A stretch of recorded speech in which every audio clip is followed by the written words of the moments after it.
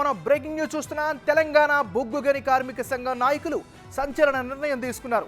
మూకుమ్మడిగా యూనియన్కు రాజీనామా చేయాలని ముగ్గురు అగ్రనేతలు భావిస్తున్నారు. సింగరేణి ఎన్నికల్లో పోటీ చేయొద్దని అధిష్టానం ఆదేశించడంతో మనస్తాపానికి గురైన అగ్రనాయకత్వం రాజీనామా చేయాలని డిసైడ్ అయినట్టు తెలుస్తోంది. రాజీనామా సరైన నిర్ణయమని అధ్యక్షులు వెంకట్రావు, వర్కింగ్ ప్రెసిడెంట్ కేంగర్ల మల్లయ్య, ప్రధాన కార్యదర్శి మిరియాల రాజిరెడ్డి భావిస్తున్నారు. సింగరేణి గుర్తింపు సంఘం ఎన్నికలకు పోటీ చేయొద్దని ఎమ్మెల్సీ కవిత, కేసీఆర్ చెప్పడంతో యూనియన్ నాయకులు నిరాశలో ఉన్నట్లు తెలుస్తోంది.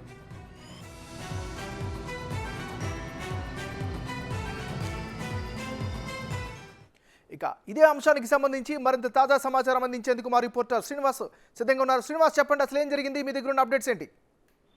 ఎస్ నాగరాణి, తెలంగాణ బొగ్గు కార్మిక సంఘం నాయకులు ఈరోజు సంచలన నిర్ణయం కూడా తీసుకొని మూకుమ్మడిగా ఏదైతే బీఆర్ఎస్ కు అనుబంధ సంస్థ తెలంగాణ బొగ్గు గని కార్మిక సంఘము నాయకులు ఎవరైతే ఉన్నారో వాళ్ళందరూ కూడా ఇటు రాజీనామా చేయాలి అని చెప్పి సంచలన నిర్ణయం తీసుకున్నటువంటి పరిస్థితి కనబడుతుంది. అయితే సింగరేణి ఎన్నికలకు ఇటు జరగాయా అనేటువంటి ఒక సందిగ్ధం ఉన్నటువంటి నేపథ్యం లోపల ఎన్నికలు ఇప్పుడే జరపవద్దు అని చెప్పి ఇటు కోర్టు కూడా వెళ్ళడం కూడా జరిగింది. అయితే కోర్టు ఈరోజు సింగరేణి ఎన్నికలు జరుపుకోవచ్చు అని చెప్పి ఈ రోజు తీర్పు ఇవ్వడంతో ఈ నెల 27వ తేదీన ఇటు ఎన్నికలు జరుగుతున్నటువంటి నేపథ్యం లోపల అయితే ఏదైతే ఇప్పటికే ఈ సింగరేణి బొగ్గు కార్మిక సంఘము ఎన్నికలు కూడా అన్ని పార్టీలు ప్రతిష్టాత్మకంగా తీసుకున్నది. ఇటు బీఆర్ఎస్ తో పాటుగా ఇటు ఏదైతే కాంగ్రెస్ పార్టీ, తర్వాత సిఐటి నేతలందరూ కూడా ఇక్కడ మొత్తం గుర్తింపు సంఘాలు ఉన్నటువంటి 14 గుర్తింపు సంఘాలు కూడా ఈ జెండా ఎగరేయాలని చెప్పి చూస్తున్నటువంటి నేపథ్యం లోపల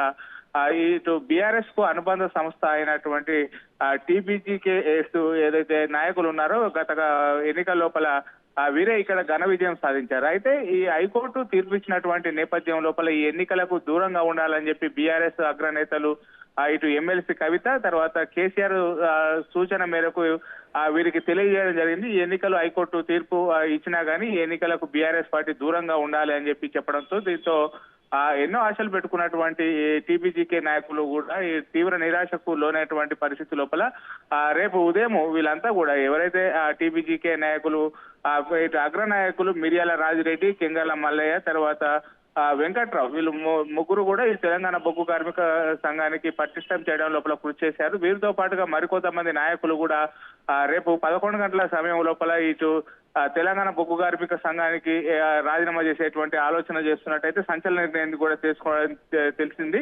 అయితే వీళ్ళంతా కూడా ఇటు ఏదైతే మాజీ ముఖ్యమంత్రి కేసీఆర్ యొక్క సలహాలు సూచన మేరకు మాత్రమే ఇటు నిర్ణయం తీసుకోవడంతో ఎట్టి పరిస్థితిలో కూడా ఇటు సంచలనం రేపు రాజీనామా చేయాలని చెప్పి తీర్మానించుకున్నట్టుగా తెలుస్తున్నది నాగరాజ్ మనకు. రైట్ శ్రీనివాస్, మరి చెప్పండి, ఈ తాజా నిర్ణయంతో ఎలాంటి మార్పులు చేర్పులు జరిగే అవకాశం ఉండొచ్చు?